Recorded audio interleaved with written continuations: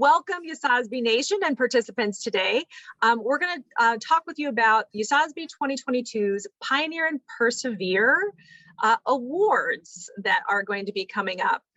Every year we've got coveted awards. We've got our Excellence in Entrepreneurship Education Awards, as well as our Lifetime Achievement and Leadership Awards. Today's town hall will cover both of those.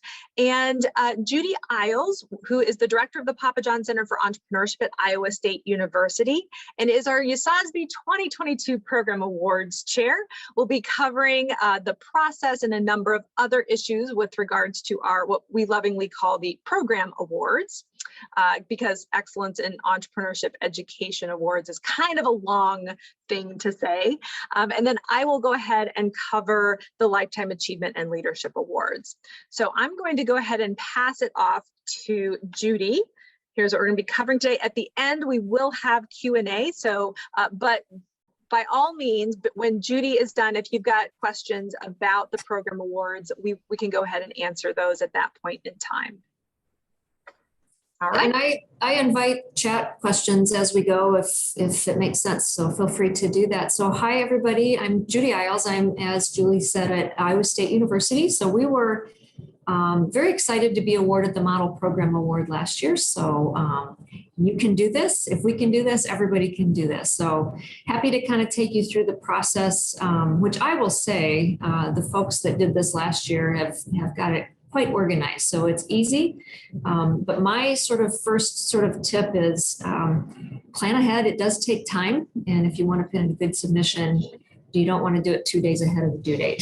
So today we're going to talk about the application requirements, the different awards and the criteria associated with those awards, and how they're going to be judged. We'll talk a little bit about the Awards Force platform, which is a very easy way to make your submissions. Definitely the timeline. So these are all due the end of August here, and why you should consider applying for a Model Program Award. So that's the goal for today.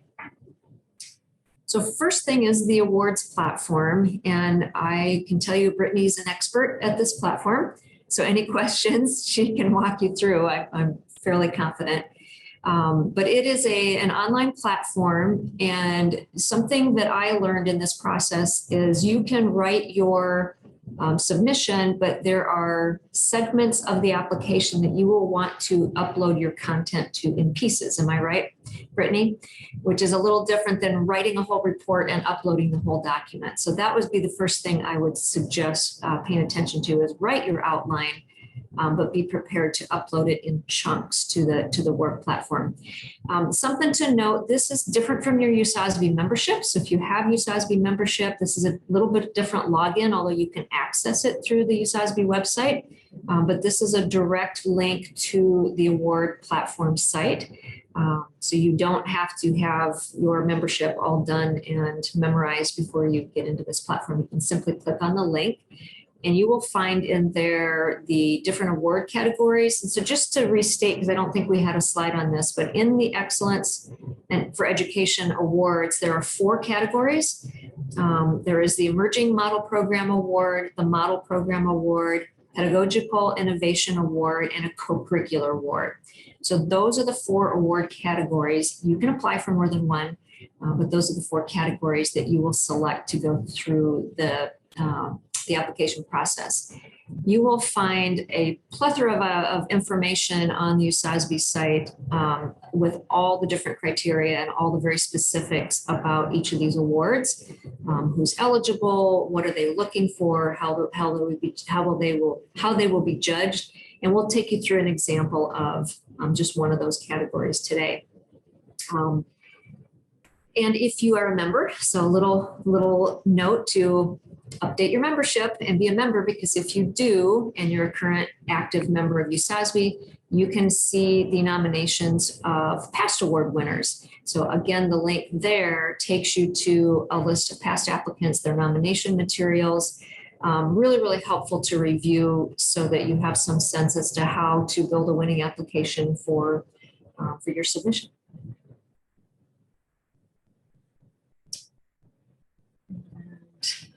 This looks like a very technical slide. but it'll be good for reference later. You go in and create your profile. Again, not a membership profile, but it's a profile on this award platform. And Brittany has prepared very, very step-by-step instructions on how to get to the site, access the submissions, go through the award categories. They're in two categories, the Excellence Awards and sort of the Lifetime Achievement Awards. You'll pick your category, and then you can start your submission. So a really important point here is you can start it. If you don't have information, need to continue to work on it, you can save it and come back to it. So you can keep your application live as you work on it or others work on it with you until you're ready to submit. And then just make sure you're watching that August 31st deadline when all the materials have to be submitted. So who can be nominated? All of you, anybody listening, anybody out there can apply. This says you can be a self-nominated university, and it really is about self-nominating. This is not one of those, I'm recommending somebody for something, you know your programs better than anybody. So this is really intended to be a self-nomination. So your school, your university, your program, your course, whatever category you're submitting, you should be doing it because you have probably the best knowledge and know the best way to present yourself. So don't be feeling like you have to have somebody nominate you for the award. Nominate yourself because you're going to do a better job doing it that way. The rule of one means that you can apply in all four categories if you want. I think that's a lot to do, but if you chose to, you could. If you are advanced to a finalist opportunity, you will only get to compete in one category. So you might pick your top two, top three, all those areas where you think you might apply. And if you advance in more than one category, you are going to have to select. So keep that in mind as you're writing. Maybe put all your effort into writing one really, really great application for the category that you really, really want to win. That's actually what we did. And a little heads up, as you can see, I'm volunteering to help with the next awards process. If you are selected as a finalist and a winner, you will be asked to help with this going forward. So I expected to judge this year, not run the awards program, but happy to do this. And you will help with that. So expect to continue to participate in the awards if you end up a winner. It's actually great because you continue to get to see all the great programs out there, and we always can learn from all the programs that are submitted. So this is an example. We're going to take you through sort of the content for one of the awards. In this case, it's the Pedagogical Innovation Award. And then we'll also talk about how the judges are going to award. So here's an example in this category of the kinds of things you will want to put into your award submission. What are you, in this case, this is a course submission, so an innovative course. What goals were being pursued? What is the course about? How have you had impact? How does this improve learning for students? How many times have you offered this? How many people have enrolled? So give metrics related to what your submission is all about. And then impact. So how has that been impactful at your school or university? What are you hope to accomplish moving forward? And you'll see that there are in every category several suggestions like this on things of kinds of things you might want to address in your submission. Metrics, a course syllabus in this case would be appropriate. And then you'll see at the bottom there, number 10, that you can upload appendices. The sort of guideline is up to, it's an unlimited amount of appendices, but the judges are only being instructed to really look at up to 10 pages of additional materials. So 40 extra pages of attachments and pictures probably isn't going to benefit you because the judges are not instructed to take the time to look at all of those. However, this is a great opportunity to share if you've got graphs, if you've got syllabi, if you've got photos of students in classrooms, anything, flyers, brochures, anything that you can use to enhance your submission to help the judges really get a feel for what it is you're doing and how impactful that's been. It's a great opportunity to include those appendices. So that's sort of how you submit. And then the judges, this is a very objective process, not a subjective process. And the judges have very specific criteria for judging each submission. And we'll talk about sort of the stages of judging. But here are some examples in this category of the kinds of things that judges will evaluate each submission on. The innovativeness of the course. I don't have my glasses on. I'm trying to read all this tiny print. The sustainability, who has participated, how has that had an impact at that school? Can this be a model submission? So the other thing, and the great thing about USASBE, is the sharing of best practices and examples that others can learn from. And so the judges will go through this very specific criteria, rate each submission on the criteria for that specific submission or that submission category. And then they also have the option to provide some additional feedback. And so our goal is that that feedback will be provided to you. Did everything just go blue on me? There we go. That submission will be provided to you. So if you're not a winner and want to submit again, hopefully you'll get some great feedback from the judges on how you might do that better the next year. So this is the process. There is essentially a 2 rounds of judging. So the first round is when you go to that award platform, you submit your information. We have a set of judges that consist of experienced people. Yes, there is a new, it's Eva's question, new panel of judges every year, although some people might be repeat judges because we look at people who have been past award winners, some of the prestigious Longnecker fellows that have been a part of USASBE, and folks that have been in this arena. So there are always going to be different people, but the groups are truly curated for each year. And so we have already a good number of people already committed to helping judge the first round, which will be basically a paper submission. They will review all of those categories independently and evaluate each of the submissions. And that will happen between September, the due date is August 31st for all the submissions. And then during the month of September, so September 1 to October 1, all of the judges in each of the 4 categories will evaluate each of the submissions. And then by October 4th, we'll notify those who advance to the finals. So if you're selected as a finalist, then in addition to what you've already submitted, you will prepare a video submission, and there will be rules around the length and the content and what that looks like. And that will happen with those due in December 1st. This gives finalists almost 2 months to submit, which is awesome. I think we had about 3 weeks last year to pull our videos together. So very generous amount of time if you're selected as a finalist to prepare what I think is a great opportunity to really showcase your submission with voices and video and visuals of what your program submission is all about. That is due December 1st. And then during the month of December, the second round of judges, different judges from the first round, so completely new set of judges, again, comprising of people who have either been award winners or have been pretty active with USASBE and have some expertise perhaps in that area, will judge the second round. They'll review videos. We will then take the finalists, and they will be invited on January 3rd, which is the Monday before you travel to USASBE conference, hopefully. And all 4 categories will have their time to answer a Q&A.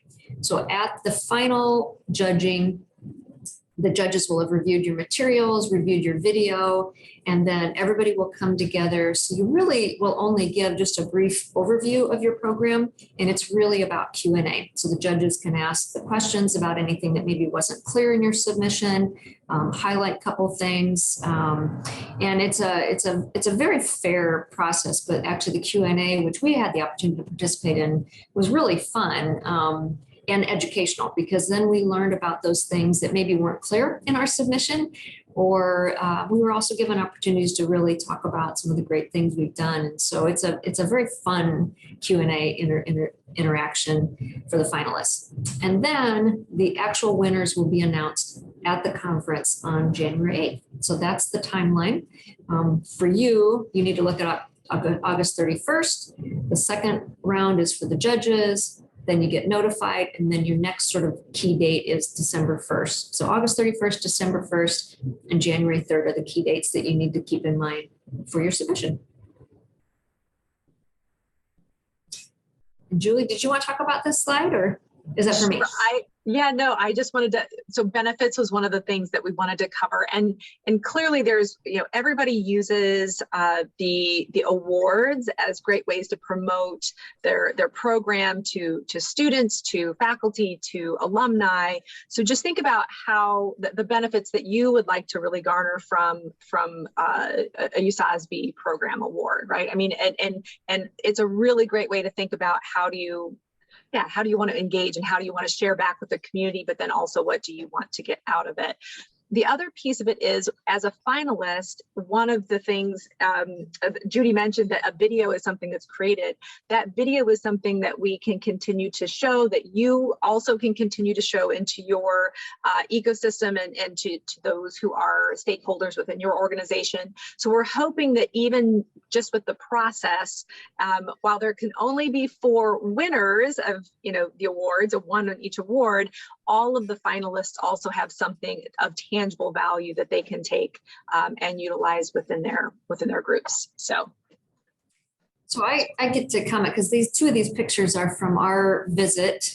Julie visited Iowa State to actually present our award, which is great. And I see some questions in chat, which we'll get to in just a second.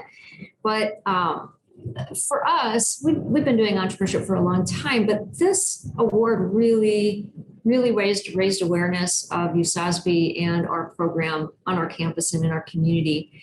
And our president is the person in red, and she was delighted to have the opportunity to meet with Julie, bring a group of people together in the middle of COVID on the steps to safely take a picture.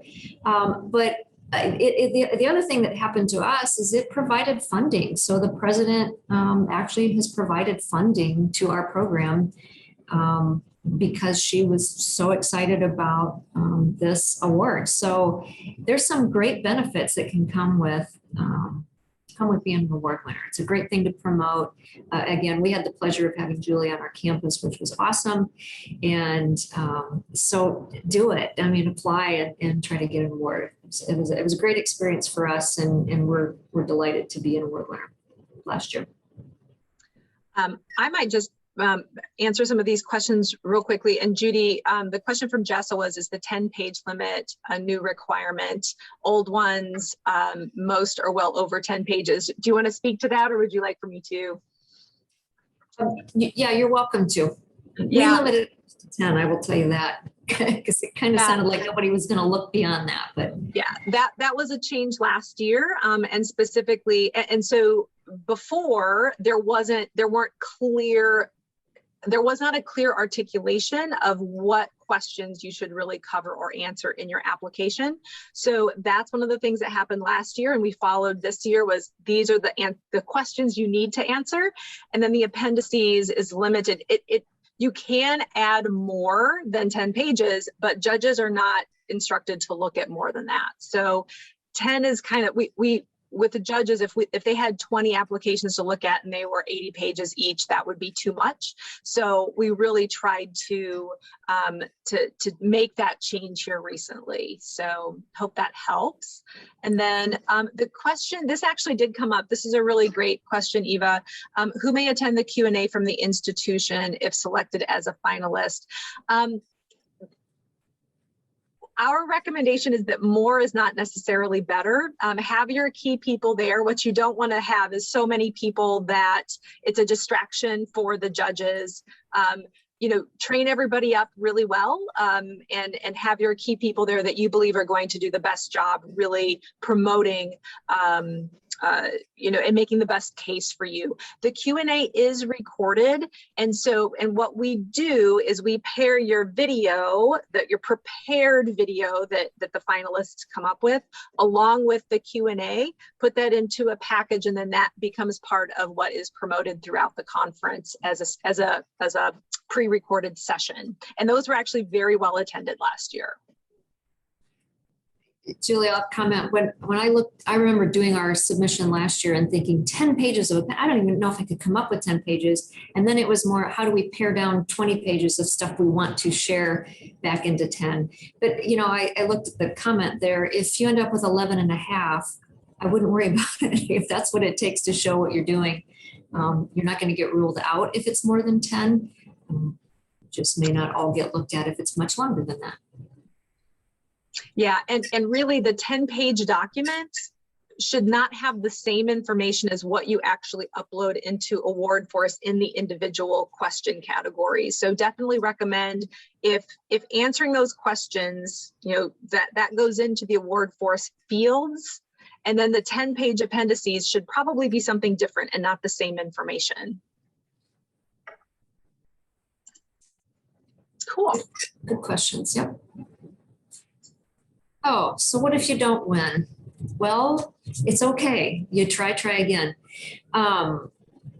You don't know in your category. We don't know who's applying. Nobody knows who's applying. You could be in one of those years where 10 of the very best schools pick the same category as you, and then only one gets to be a winner, and that's a bummer.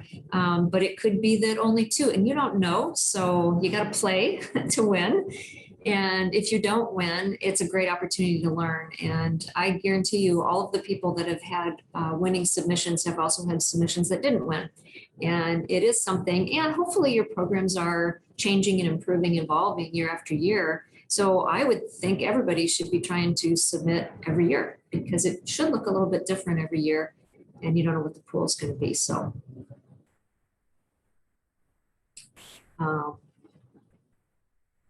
and then we're going to move to Julie, and Julie's going to talk about any last questions on the 4 education awards before we move to Julie and talk about the lifetime achievements.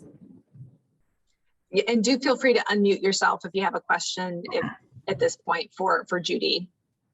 Yeah, and I'm certainly not an expert. I happen to have a winning submission, but I've also had not so winning submissions, and again, the process is even changed a little bit this year from last year, and I know it has in previous years. So pay attention. I guess my best advice is to pay attention to what is listed as expected content and how that content is going to be judged.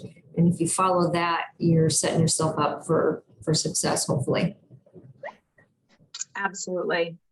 All right, so the next ones are, the next topic is about the Lifetime Achievement and Leadership Awards. And this is really, I feel like this is an untapped resource for most of our programs, because everybody has people that they have aspired, like educators and researchers they've aspired to be like, or that have influenced their careers, and also alumni who have been very involved and engaged with their organizations that have been supportive of entrepreneurship education. So this is a way to help lift up and elevate those that are inspirational in our careers and lives. And like I said, I think we all have some of those.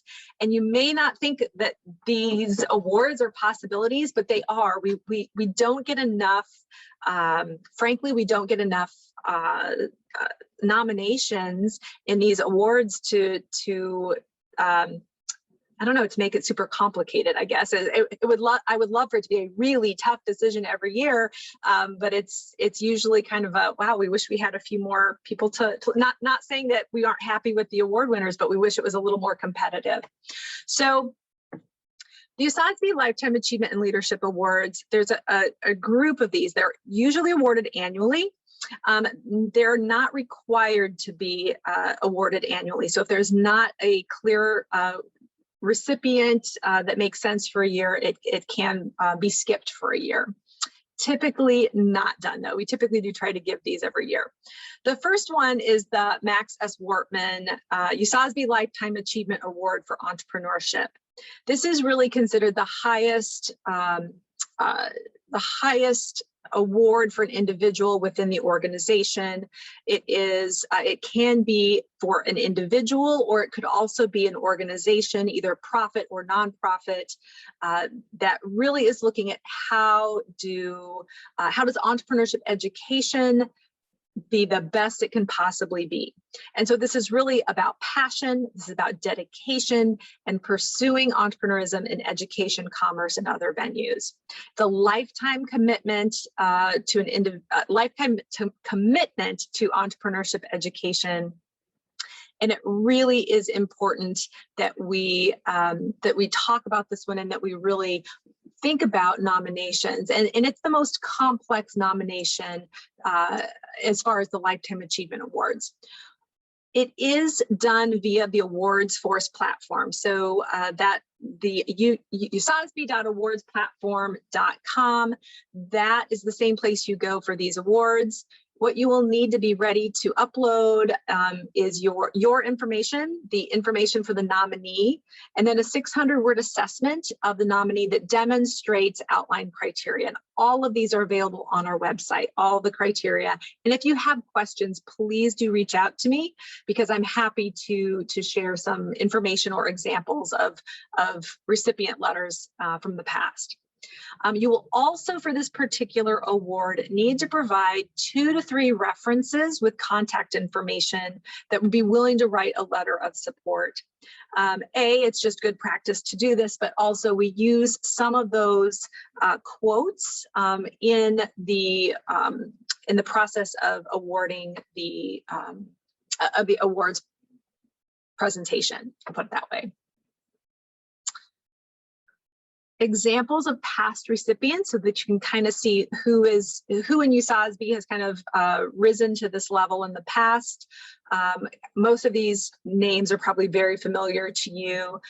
Pat Dixon, Patty Green, Kelly Shaver, Candy Brush, Rebecca White, Jerry Hills, and everybody on this list is just a tremendous person who has absolutely been influential in entrepreneurship education throughout the higher ed space. So please do, and so far this has been individuals and not like a nonprofit or for-profit, but that is something that we're certainly open to.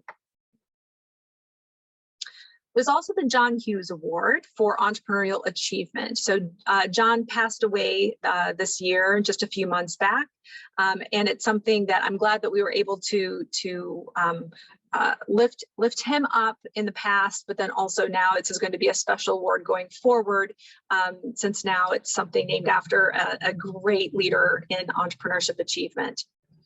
So this one is for individuals, and it's changed in the past few years in order to really make it about somebody who has used business ownership to make positive contributions to the world, and specifically some level of commitment to entrepreneurship education.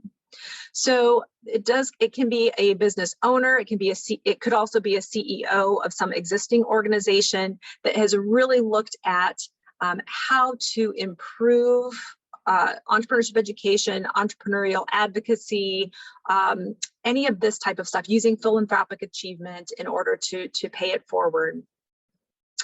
It does say recipients need to be present, but they can be present virtually as well. So this is something that's come up in the past. They typically have needed to be present in person at USASBE conferences, but we are certainly, especially with COVID, allowing either in person or just being virtually present to receive the award. Nomination materials are significantly easier for this particular one. We just need the nominator's information, the nominee's information, and a no more than 2-page letter highlighting the nominee's qualifications for the award. As everybody who is nominated for this award, we do some research on them and we pull some additional information. And as the committee, which I will talk about in a minute, and as the committee really pulls together information about these nominees, we may have additional questions, and so we may contact the nominator for additional clarifications.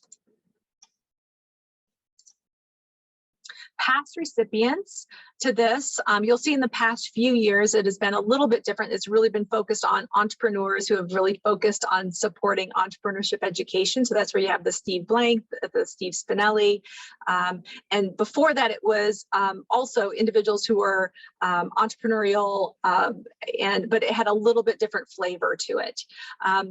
So my goal with this one, and I say this jokingly, is have 2022 be a non-Steve, right? So we've got Steve Spinelli, Steve Blake, maybe a non-Steve this time, just kidding, but a Stephanie would be just fine, right? So just think about who in your alumni group or within your ecosystem are entrepreneurs who have really focused on supporting entrepreneurship education. And this one in particular, I think, needs to be pushed out and promoted and talked about a lot more, because there are so many good potentials for this particular award. And I just don't think a lot of people are talking about how to utilize this to really shine a light on entrepreneurship education. The Educator of the Year Award, the Entrepreneurship Educator of the Year Award is another fun one, and it's always very dynamic. These are absolutely the individuals that within our community of USASBE inspire us to be better within the classroom. So they need to have contributed significant innovations to curriculum design or course development or teaching methodologies, pedagogical tools and approaches, but also certainly they have a reputation for mentoring and working with students, but also faculty, right? I mean, so these individuals who are very giving and very open and inspire us to all be better. This is the Entrepreneurship Educator of the Year Award. Also, a very simple nomination process, the nominee information, nominator information, and then no more than 2-page letter highlighting the nominee's qualifications for the award. And again, if there's additional questions, you will be asked to provide additional information. Past recipients, here's a great list. This is really a list of people. I mean, I have I don't know, sat at the feet of many of these individuals and just been so impressed with but how they engage with students and how they have been very giving of their own time as a mentor to me. So great list of people, just examples of folks that you might want to think about, the type of individual you might want to think about nominating. The process for this deadline is also August 31st. You go to the Awards Force platform as well. Same type of thing, go to main conference awards, and then you choose the Lifetime Achievement and Leadership Awards. Again, the information is easy to kind of fill out the fields, upload your document, and away you go. If you do not complete, like if you don't hit save and complete, we will probably prompt you and contact you to make sure that you do finalize and complete it. That is one thing that we found last year utilizing the Awards Force platform with this particular class of awards. People would start them and then not complete them. So we're going to prompt you to complete them. The process is that all the nominations for these awards are reviewed by the USASBE Awards Commission. The individuals on that commission are Wendy Plant, Kimball Bird, Laura Moore, and Lewis Sheets. So this group is the group that really is going to sit down in September, look through the nominations and make some recommendations, ask additional questions if they have it. And then what we'll do is once the recipients have been decided, we will contact the recipients. We will also contact you, but ask you to keep it quiet until we're ready to actually announce it. But we do want to make sure people are aware that, yes, you have been instrumental in lifting up an individual among our USASBE community. All right, if you've got more questions, contact Judi Eyles for the program awards. Anything else, Brittany is a good place to start. You can always contact me as well at ceo@usasbe.org. And don't forget, if you haven't yet renewed your membership, please go ahead and do that, because it's a great way to make sure that you're in the loop on all this information. All right, any questions? We submitted last year, and so I think we got some good feedback, and this is helpful too, so I appreciate it, and we'll go for it again. Wonderful. Hi, Becky. Hi, it's so nice meeting you officially. This is kind of exciting just for me, just because coming into this new position and trying to understand what really we're looking at navigating. So this has been very informative, so thank you. Good. Hopefully the videos will be easier this year. With the COVID stuff last year, it was tough. No. Yes, it's hard to get a dynamic student engagement video when students aren't allowed to be on campus. So Yes. Well, you've got a lot more time this year too, Eva. There's a nice span of time built into the timeline, which is great. Yeah, that's good. Thank you. I think that's it. All right. Well, feel free to, if anybody has questions, do please reach out. This is a good time to do it. This is recorded and will be available on our YouTube link if there's anyone that you want to share it with. My guess is you don't want to share it with any other institution so that you have all the information just to yourselves. But if anybody does have a question, you can point them out there. So